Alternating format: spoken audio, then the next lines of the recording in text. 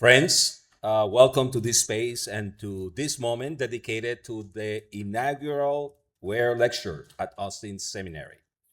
I am Dr. Jose Irizarry, president of this institution, and on behalf of those who are present here, I extend greetings to those who are joining us today online.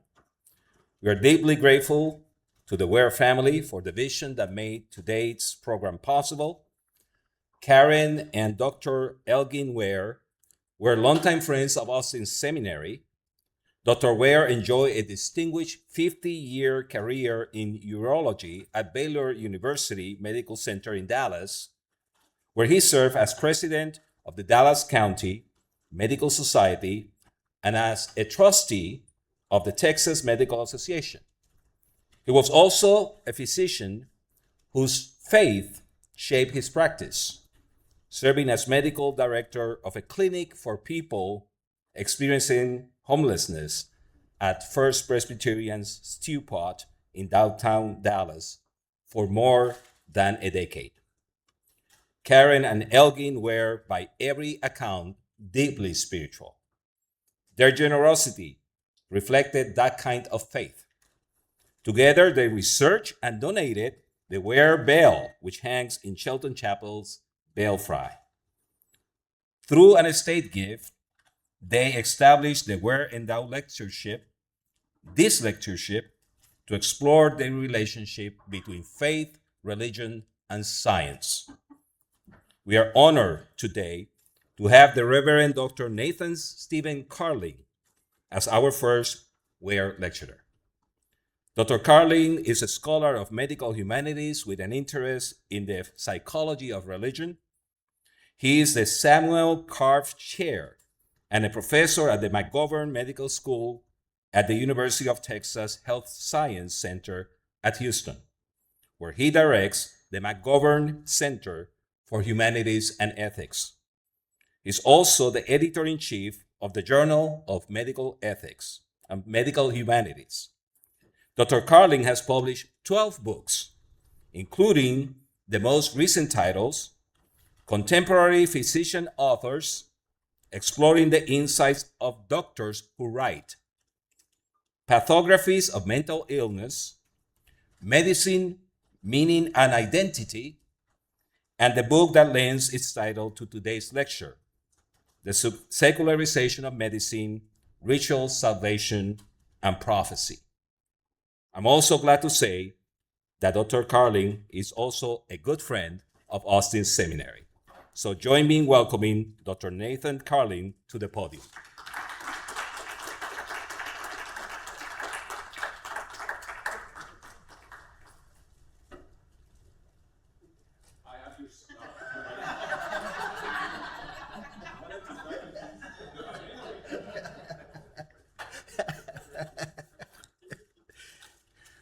I'd like to thank the president of the seminary for the privilege of giving this lecture. I'm grateful, too, to the Ware family for their generosity in making an event like this possible.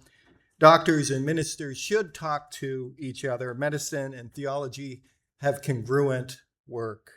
I'm honored to be the first in what is sure to be a rich lecture series. The practice of trigger warnings is not customary where I work because so much of life in medicine is traumatic. So I'd like to advise before I begin that I'll be dealing with sensitive topics such as death, depression, suicide. I had undergone 3 heart surgeries in 2 years, Dr. Stephen Shee writes in his memoir, Closing the Chart. Had numerous tests, dozens of visits to the doctor, extended stays in the hospital.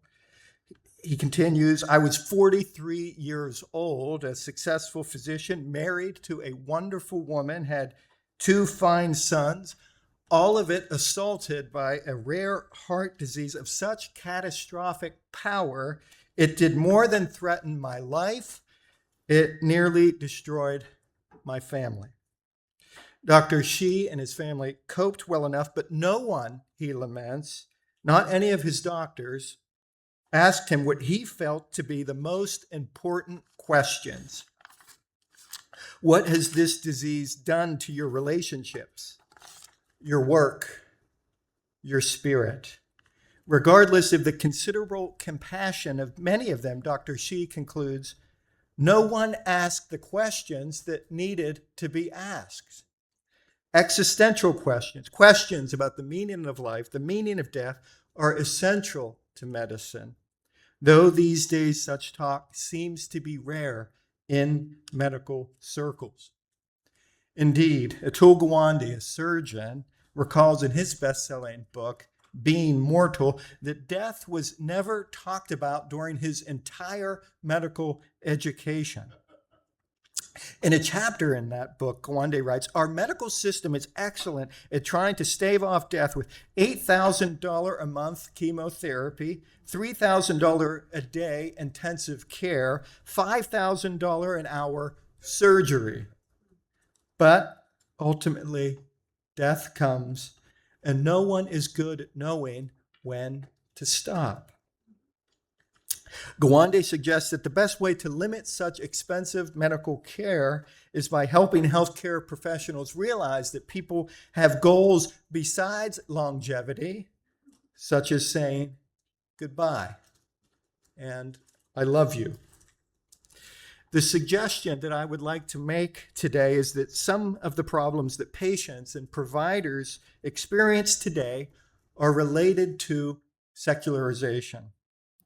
This is because we don't know how to collectively talk about suffering, meaning, and death. In medicine, we have exchanged the personal for the technical, and with any trade, there are trade-offs. To understand secularization, I want to begin with existentialism. I understand existentialism in a very basic way as a philosophical movement that attempts to deal with the question of the meaning of life after what Nietzsche called the death of God. The phrase, the death of God, can be found in aphorism 125 of Nietzsche's The Gay Science. Here, a madman runs into the marketplace with a lantern during the day, not at night, crying out that he is looking for God. The crowd mocks him. They say, have you lost him? Is God hiding? Everyone laughs. But the madman then says, God is dead, and we have killed him. He continues, how shall we, the murderers of all murderers, comfort ourselves? That which was holiest and mightiest of all that the world has yet possessed has bled to death under our knives. Who will wipe this blood off us? Isn't the greatness of this deed too great for us? Must we not ourselves become gods simply to seem worthy of this deed? The crowd was shocked into silence. The madman went silent too, and he said, my time hasn't yet come. Lightning and thunder need time. Deeds need time after they have been done before they can be seen and heard. Now, Nietzsche did not think that God was a literal being who died. He meant something like what we now call secularization. While secularization has different meanings, it is most commonly understood as the decline of religion in some way. The word religion from the Latin means to bind together. Religion and ligament come from the same root. Just as ligaments bind bones together, religion binds people together.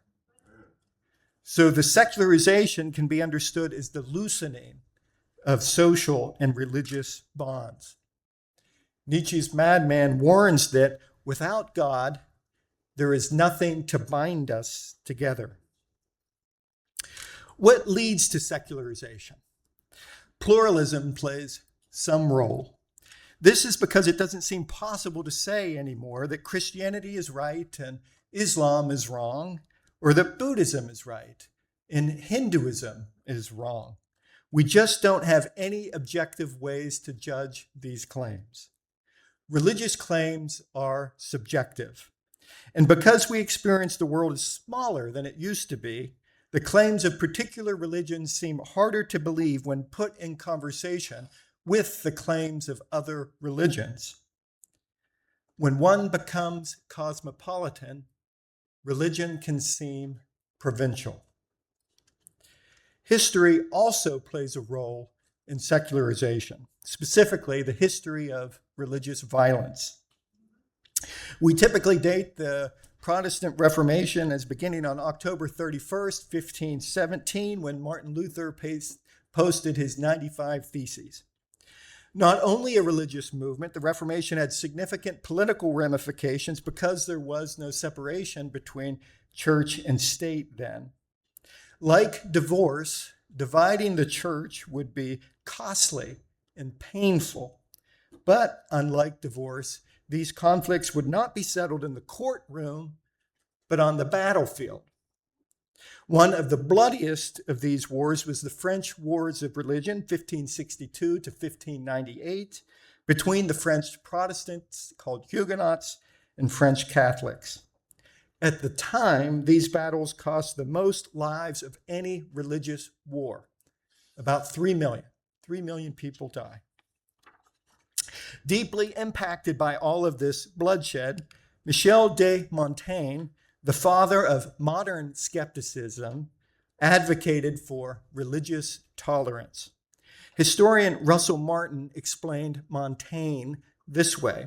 Montaigne argued that we really cannot know what heaven looks like.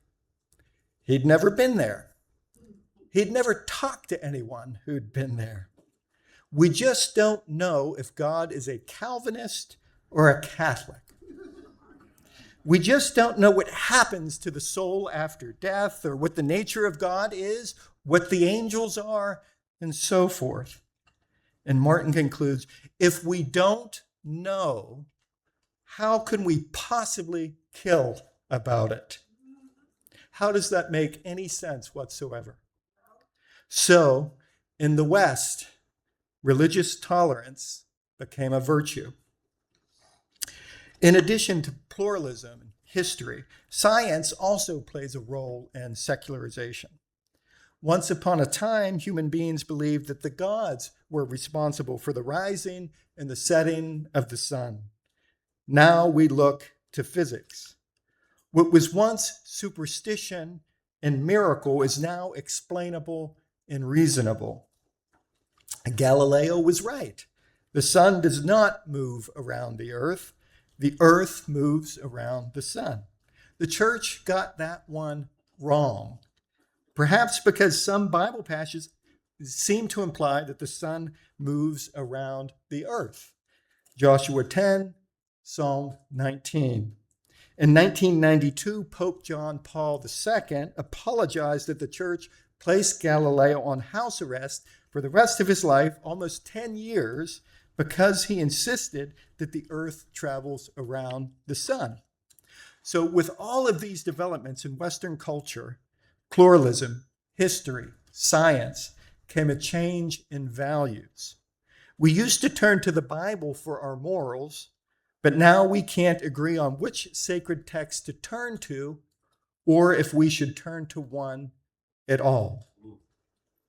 This is what Nietzsche's madman was talking about. Nietzsche's madman is telling us that we don't have a father in the sky to tell us what to do. We need to construct a way of life for ourselves. It is striking to me that the displacement of religion as a central organizing force in social life is also reflected in city planning. In old Europe, the church steeple was the highest point in the city. Historian Franklin Ford writes that a traveler approaching the city of Strasbourg is greeted today, as others have been for more than 5 centuries past, by a wonderful sight. The famous cathedral with its single tower, a gigantic blade of rose sandstone thrust into the sky, where it changes color with each passing cloud and each advancing hour of the day. While beautiful, such construction fostered local patriotism. Medievalist Henri Pirigny notes that these cathedrals were not only houses of God, they also glorified the city of which they were the greatest ornament. They were for the Middle Ages what the temples were for those of antiquity. Building on these insights, historian Russell Martin, whom I mentioned already, notes that these towers were not only about aesthetics and politics, they were also meant to teach a moral and spiritual lesson, which is this: when you are lost, look to the church. When you need direction, both geographical and ethical, you look to God. The steeple will set your compass. Today, church steeples no longer dominate our skyline. When I moved to Houston for graduate school, I found myself looking at the skyline of the Texas Medical Center while walking the campus of Rice University. And it occurred to me that the tallest buildings today are not churches, but quite often hospitals. This suggests to me that our steeples today are no longer concerned with saving our souls, but our bodies. Oncologists, cardiologists, neurosurgeons, these are the high priests of our day. We look to them for salvation. This is how I got the idea for my book, The Secularization of Medicine. In the book, I'm interested in things in medicine that look religious but are not recognized as such. For example, clergy wear black robes while doctors wear white coats. Priests give the sacraments while physicians write prescriptions. People make long pilgrimages to medical centers, places like the Mayo Clinic, in search of salvation. There is a lot about medicine that is subtly religious. I'm not the first person to notice these connections. An important article for me was by theological ethicist Roy Branson titled The Secularization of American Medicine. He makes many astute observations. Branson observes that the chief symbol of purity in medicine is the white coat. There is health and disease, cleanliness and illness, doctor and patient, and the white coat displays which side each person is on. Branson also points out that a key part of the ritual system of medicine is related to language. While the terminology that doctors use creates an efficient means to communicate, often patients cannot understand words like carcinoma, benign, hypoglycemic. In effect, clinical language is not unlike how the use of Latin functioned in the Roman Catholic Church prior to Vatican II. So in my book, I take Branson's article as a jumping off point and develop the idea that a specific concept in secularization theory called transposition can shed new light on the relationship between religion and medicine. This is a concept that I took from philosopher Larry Scheiner. What is a transposition? A transposition occurs when religious material migrates to a non-religious sphere or secular space where what was once religious becomes absorbed by the surrounding culture.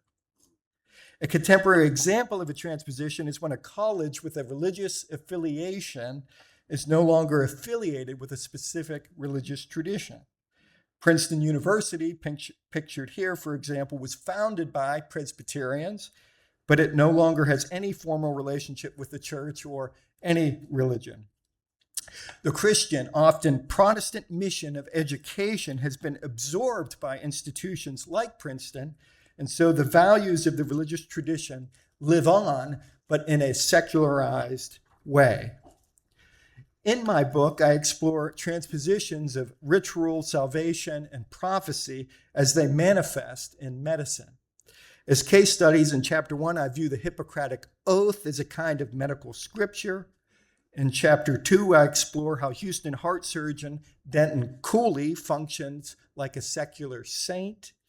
And in chapter 3, I read a popular medical novel called The House of God in light of the Hebrew prophetic tradition. I don't have time to go into all of these chapters, but I'd like to go into a little more detail about chapter 1, the chapter on ritual, as it resonates the most with my previous comments. The thesis that I develop in chapter 1 is that recitations of the Hippocratic Oath on occasions such as the white coat ceremony are what I call instrumental transpositions relating to the Protestant Reformation doctrines of the priesthood of all believers and sola scriptura. So let me unpack that a little. The Protestant Reformation created a problem of authority by making all believers priests who could read the Bible for themselves. This crisis of authority was deepened during the Enlightenment, continuing to the present, giving rise to a related crisis, this one concerning epistemology, that has affected all of Western culture. Still, the great hope of the Enlightenment was that human beings could discover through reason the truth about the world and human nature so as to establish a rational society upon which a secular political and economic system could rest. This included establishing ethics as apart from religion. And that ethos is very much still with us.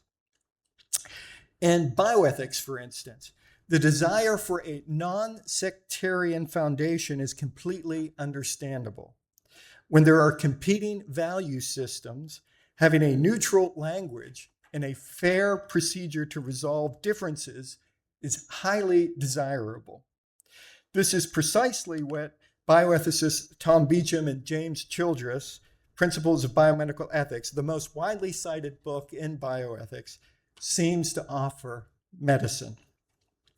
Beecham and Childress give us 4 secular principles grounded in common morality to apply to any clinical or research situation.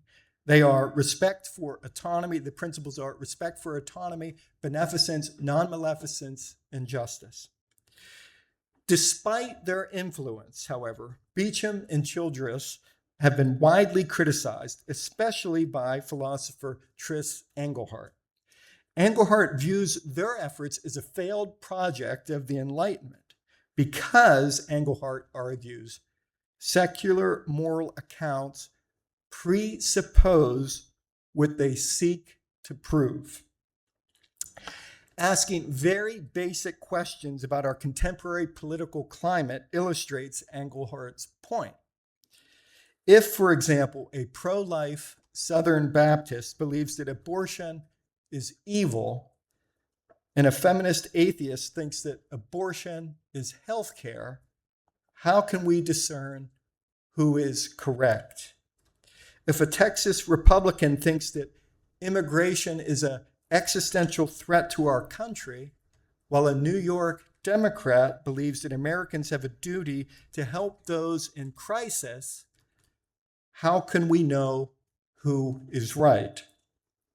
We cannot answer these questions outside of a particular moral perspective.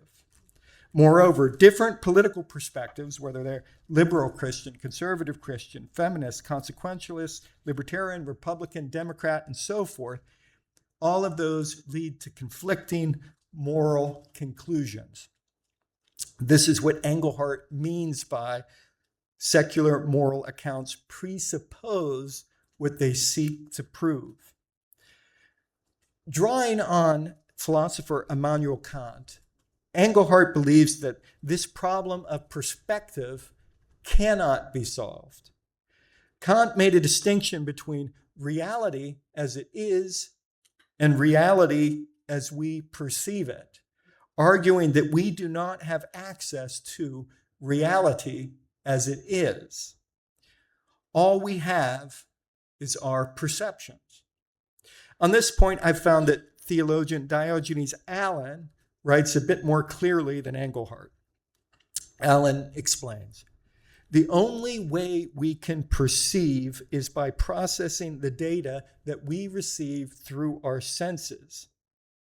The result is that we experience and know things not as they are, but as they appear to us.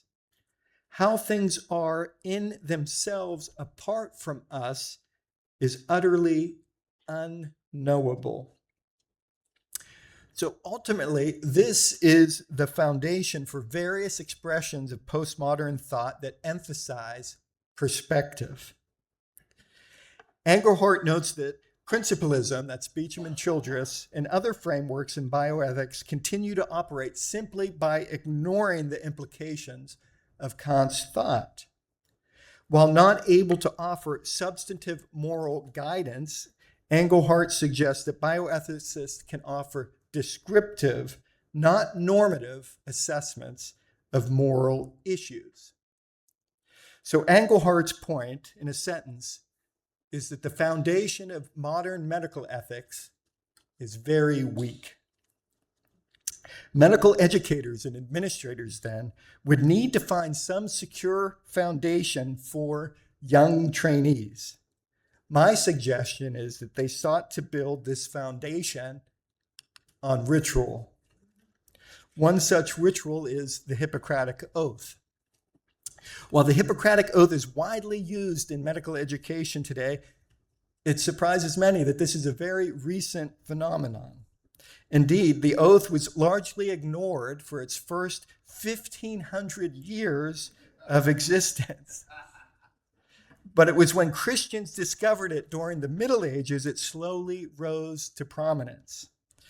Medical humanist Howard Markle notes that the first recorded use of the Hippocratic Oath was at the University of Wittenberg in Germany in 1508, and that it did not become a standard part of formal medical school graduation ceremonies until 1804.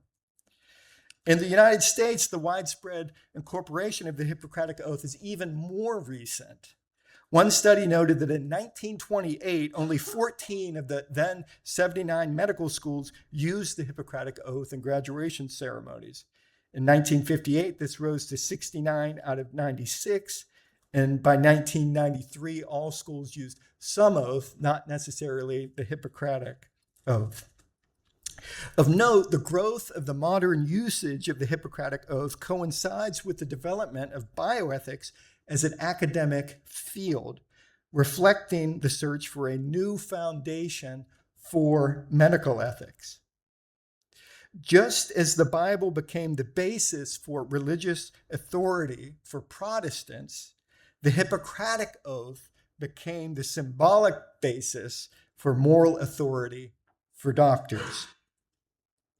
What is striking, though, is that the fragmentation of Protestantism is also reflected in the modern usage of the Hippocratic Oath, in that there are wildly different interpretations and applications of it, not unlike biblical hermeneutics.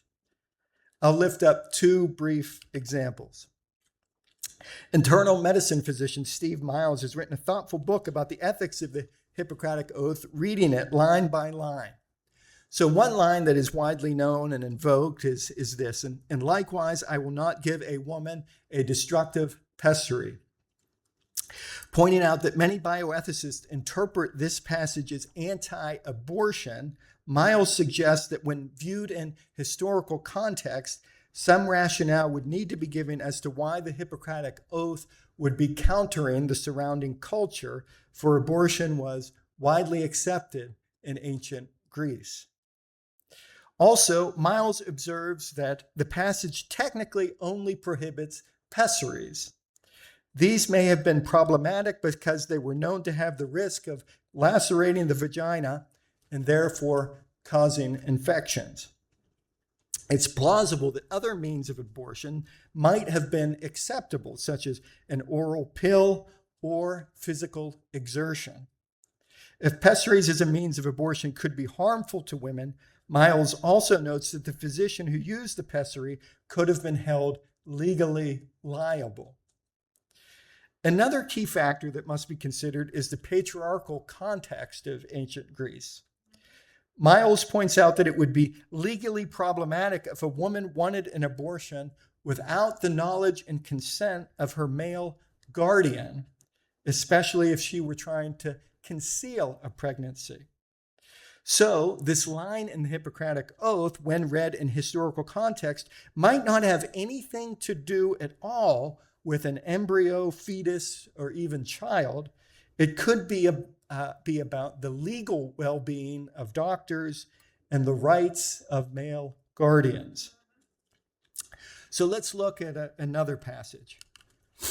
In remembering the Hippocratic Oath in surgical training, surgeons Lenoir Yip, Kelly McCoy, and Sally Carty applied the Hippocratic Oath to the context of residency, focusing on this line: to hold him who taught me this art equally dear to me as my parents, to be a partner in life with him, and to look upon his offspring as equals to my own siblings, and to teach them this art, if they wish to learn it, without fee or contract. When Miles focused on these lines, he suggested that medical education should be free, without fee or contract. So I think medical students are going to become fundamentalists about the Hippocratic Oath. But these authors interpret this line as a general affirmation of peer support. They go on to specify a specific form of peer support that is needed in surgical residency, namely parental leave. It's somewhat surprising that this text could be read as supporting parental leave in surgical residencies. In any case, whether their interpretation is convincing is not the key point for me. Rather, the key point for me is, one, that these commentators felt the need to appeal to the Hippocratic Oath at all, and two, that they assumed that that appeal would hold moral authority.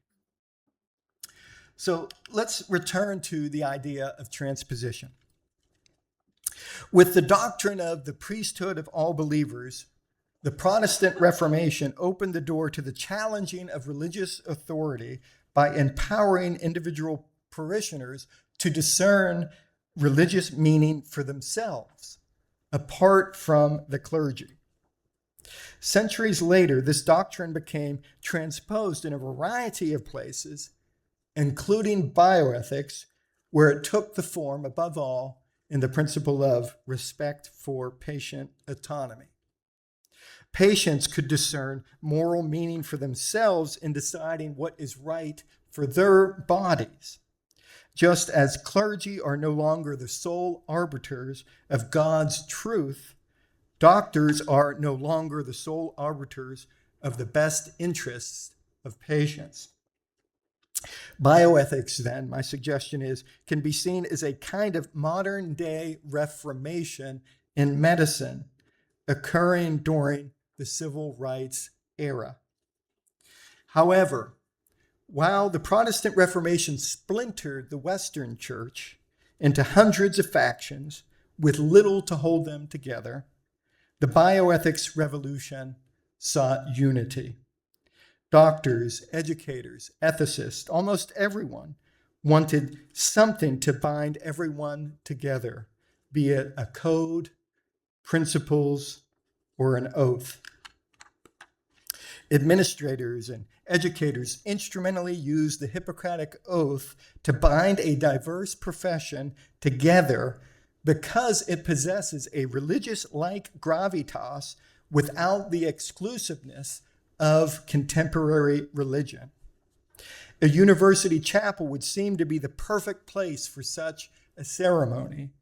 And here on the screen is the white coat ceremony at Duke University's chapel. I'd like to loop back to the question of meaning that I raised at the beginning of the lecture, reflecting on issues not covered in the book, which may be of interest for discussion. One of the most influential existentialist philosophers is Albert Camus, who wrote The Myth of Sisyphus. Camus takes the name of his essay from a Greek story. While there are different versions of the story, the central image is of Sisyphus being punished in the afterlife by rolling a rock up a hill. And every time he gets to the top of the hill, the rock rolls down, and he has to do this over and over again forever. In the essay, the most famous line is this: there is but one truly serious philosophical problem, and that is suicide. Judging whether life is or is not worth living amounts to answering the fundamental question of philosophy. This is the question of philosophy. A remarkable claim by Camus.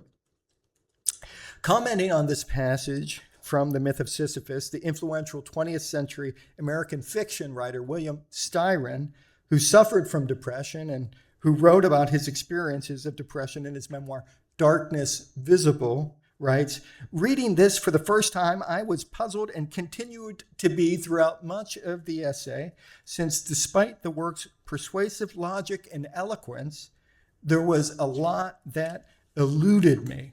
And I always came back to grapple vainly with the initial hypothesis, unable to deal with the premise that anyone should come close to wishing to kill himself in the first place." In time, however, Styron did come to understand this wish more intimately when he found himself on the verge of suicide. After having survived his depression, Styron came to understand the central message of Camus' essay to be this: in the absence of hope, we must still struggle to survive, and so we do, by the skin of our teeth. Camus reinterprets this Greek image of punishment, this forever rolling a rock up a hill, as courage, an image of courage. How? How does he do that? Because existentialism deals with the question of the meaning of life after the death of God, Camus needed to ground his claims about meaning in something other than religion. He wants to argue against suicide without invoking religious morality. And he does this by grounding his objection to suicide not in the meaning that can be found in a given religious tradition, but rather in the meaning that we create as individuals. And this is where the image of Sisyphus comes in. Rolling the rock up the hill is Camus' metaphor for creating meaning. Meaning will roll away. It always does. But for Camus, this is not a reason to despair. The meaning that we make, the rock that we roll up the hill, even though temporary, even though it will roll down again, it matters now. It gives us meaning now. And life is meaningful because we choose to make it so. Through small acts of courage, we make life worth living. Many people, however, are unable to make life worth living. Every day in the United States, over 100 people die by suicide.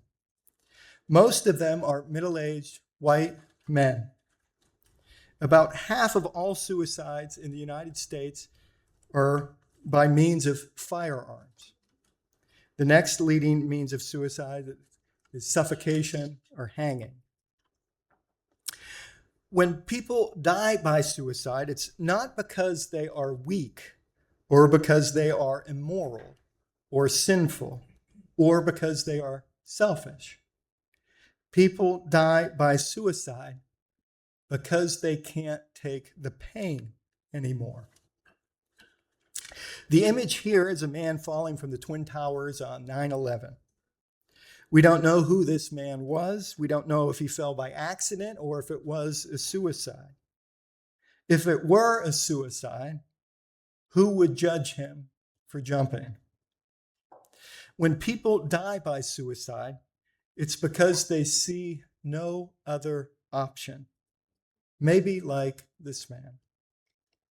Death by suicide is the result of a disease process. But people die by suicide for reasons other than depression and mental illness as well, which leads us to the topic of assisted suicide, or as right to die activists now more commonly say, medical aid and dying.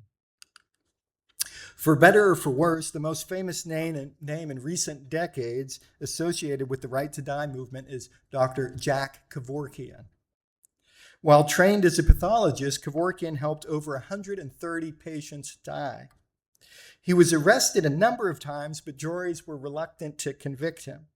He was finally convicted in the late 1990s because he videotaped himself giving a lethal injection to a patient, which he then broadcast on CBS's 60 Minutes. The video was different than his previous killings. The difference was between physician-assisted suicide, which is passive, and euthanasia, which is active. Kevorkian created a machine that enabled patients to take their own lives, so patients pulled the trigger of their own lethal injections. Because Kevorkian's role was passive, no jury would convict him. Later, Kevorkian administered the lethal injection himself, showing it on the video. After doing so, he looked at the camera and challenged the legal authorities to put him in prison. They did. He was later released on good behavior. Few bioethicists respect Kevorkian because they feel he was sensationalist. Some feel that Kevorkian actually set the right to die movement back, in contrast to Dr. Timothy Quill, whom the bioethics community tends to praise because Quill helped only one patient die, whom he'd known for years. Quill was not charged with or convicted of any crime. You can read about Quill's case, often called the Case of Diane, published in 1991 in the New England Journal of Medicine. In the United States, 11 states plus Washington, D.C. permit medical aid in dying. Generally, to qualify, you must have a terminal illness with a prognosis of 6 months or less to live. You must have capacity. You can't be depressed. There can't be evidence of anyone pressuring you to make this decision. You need to be able to take the medication yourself.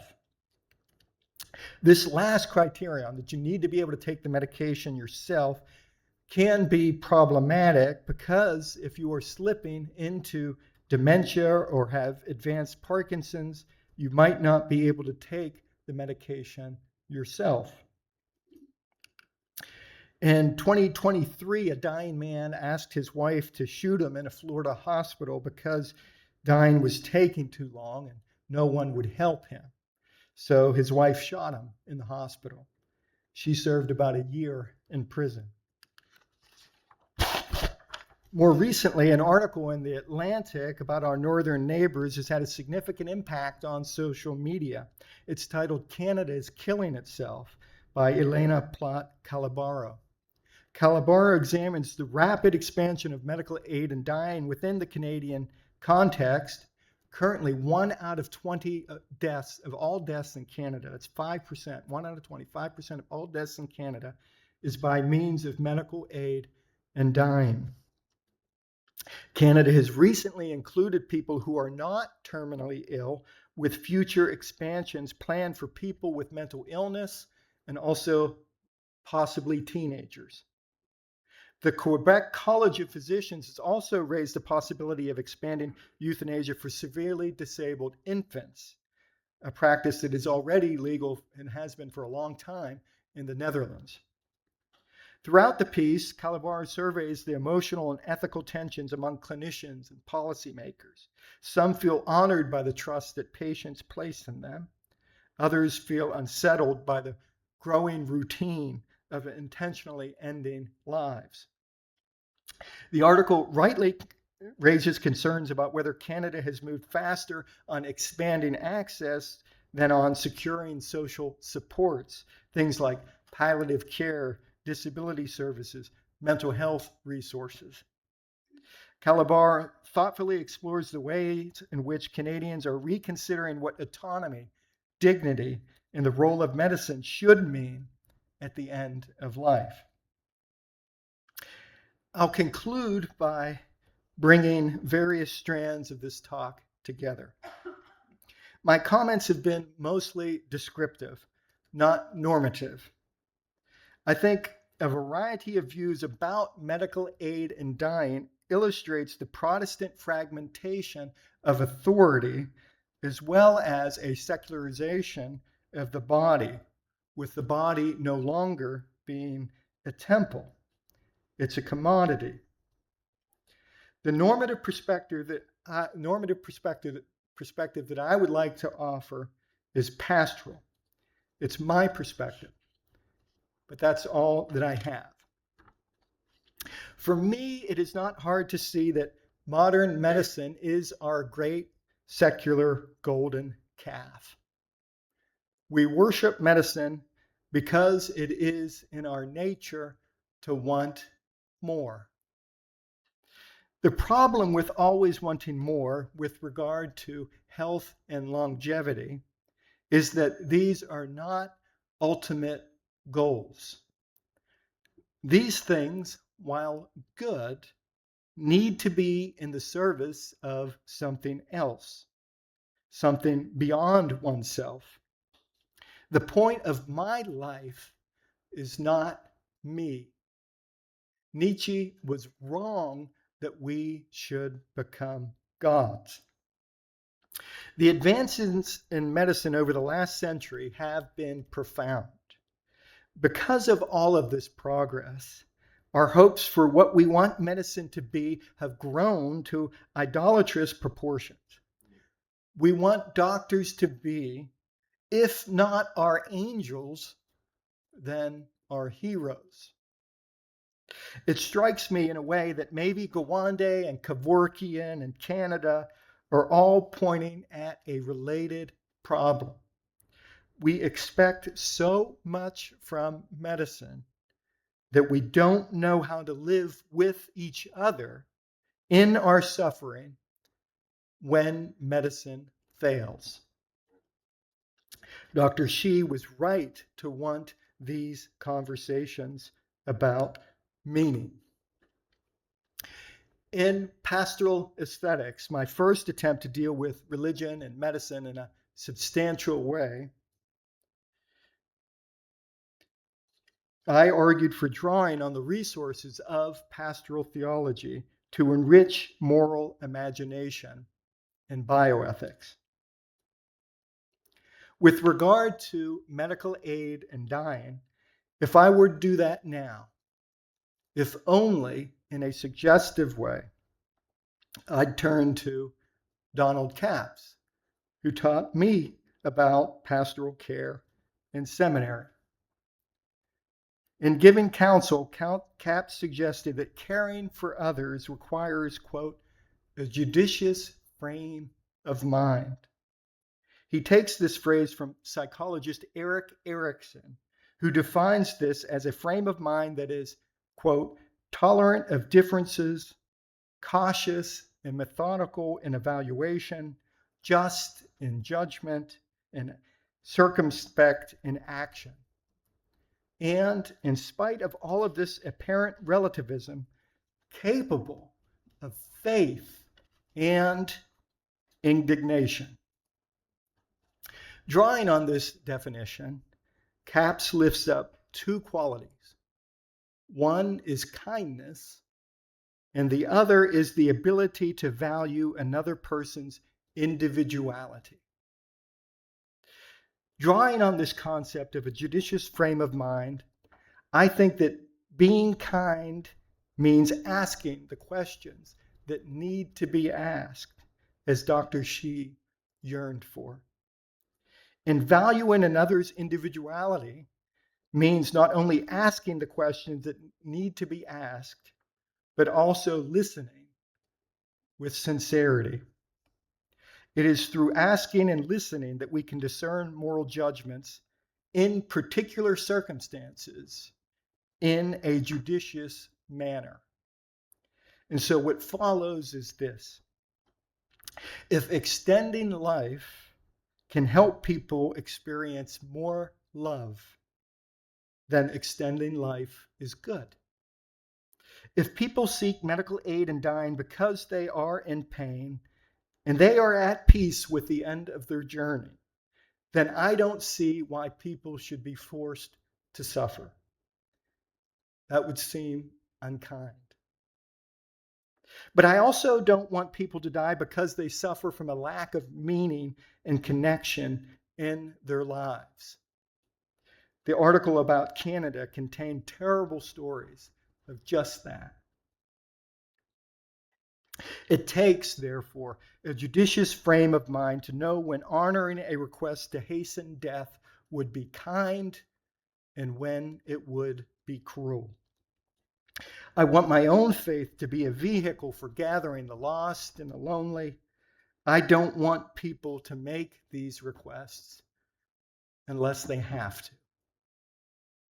If secularization has to some extent disenchanted the world due to the progress that we have made, it is the role of religious communities, communities like this one, to re-enchant the world by helping us to find new ways to bind us together in love.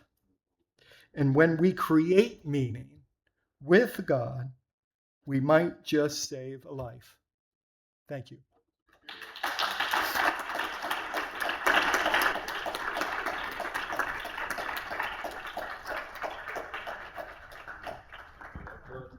We have 10 minutes for questions.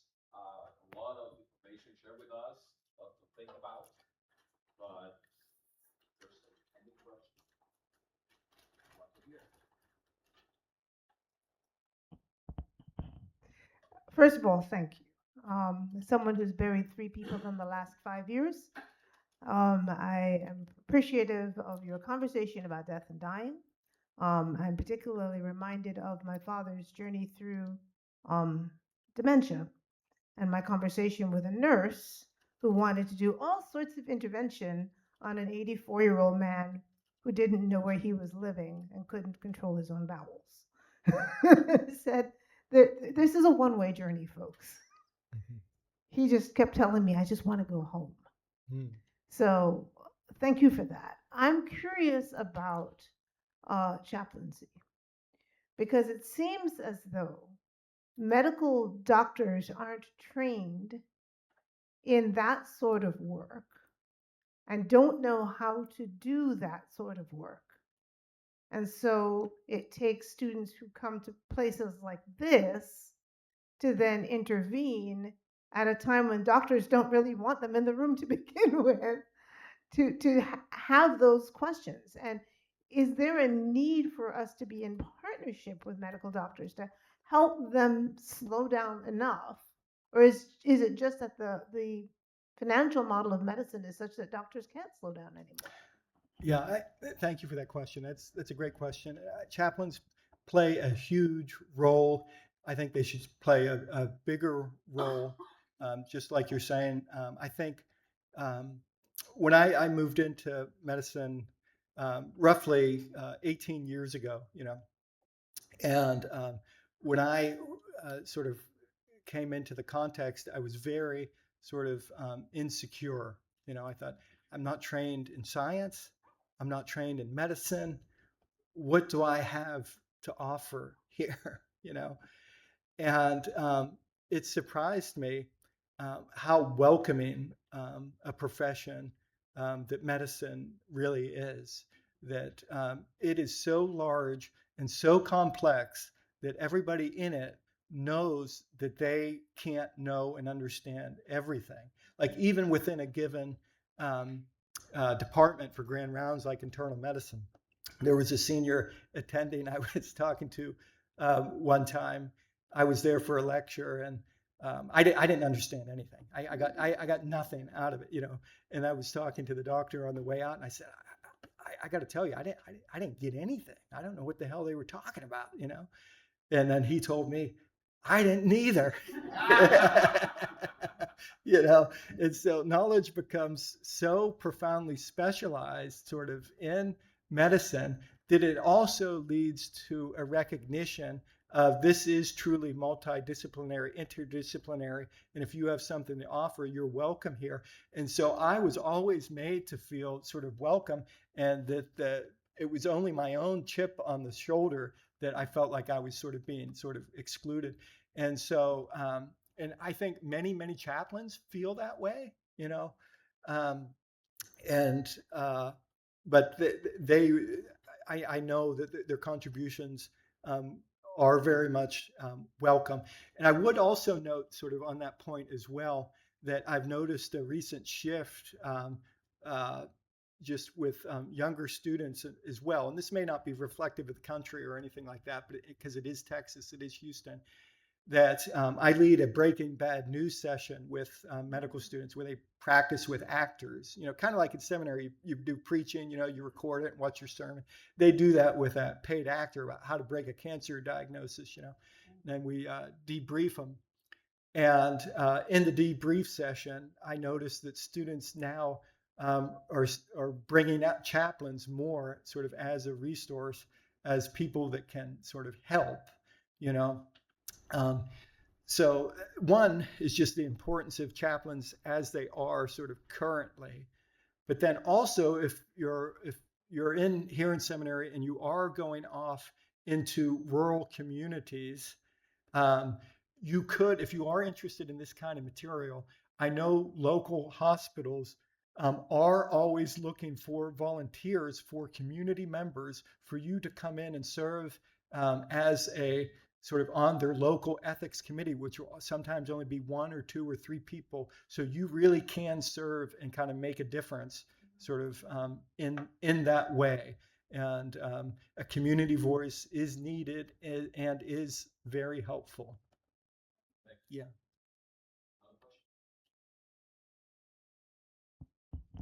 Thank you very much. Excellent presentation. Thanks for repping my hometown. I think mine is if you could, in the time we've got left, if you can make it practical for us. So I think a number of us come from communities where there's a large mistrust of the medical field. That's across ethnic groups, sexual orientations, history of racism in that field. I think what's happened both in the United States in the last 15 to 20 years, there's also a growing distrust of Christianity as well. And so I think as we think about what it means for us to be Christians, to be the church, to be chaplains, we've got students here that are clergy that are about to graduate. They're stepping into a world that is increasingly mistrusting of both of those fields, both a theological world and a medical world. So give us some practicals. What are some first steps to open the doors to conversations or trying to rebuild and regain some trust when those communities can be mistrusting of both of those fields? Yeah, I mean that's a great question. You know, like this analogy can seem sort of off base at first, but sometimes when people you know, beat up on religion or the church or something like that too much, it irritates me a little. You know, and I remember after Hurricane Harvey in Houston, you know. Um, it wasn't atheist groups that were organizing and getting people in boats out of their houses. You know, it was the churches. It was that was the network that could help people. You know, and that's sort of back to the ligament thing about sort of like things like. So that my point would be to actually really help people in the community who have legitimate needs. I would say especially with disability.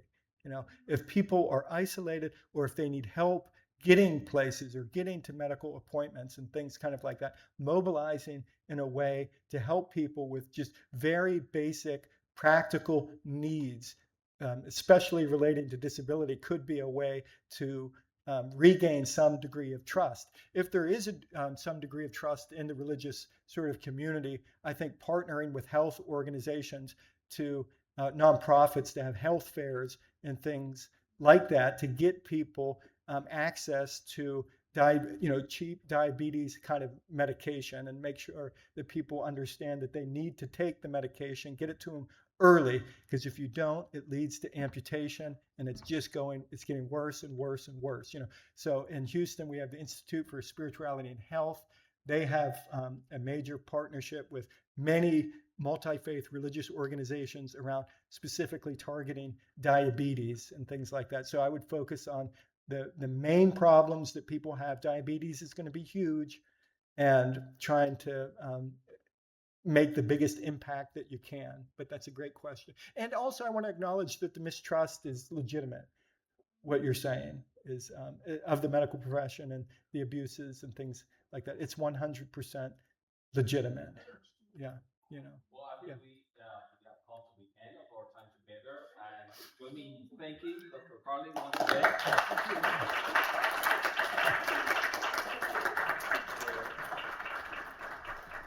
for the rich presentation, and thank you all for being here. And remember that if you want to hear more about the thesis presented in this lecture, the book is available through Oxford University Press. To all of you who are here, and also if you register online, we will send a code, so you will have 30% on acquiring on the price of the book. So thank you once again, and have a great day.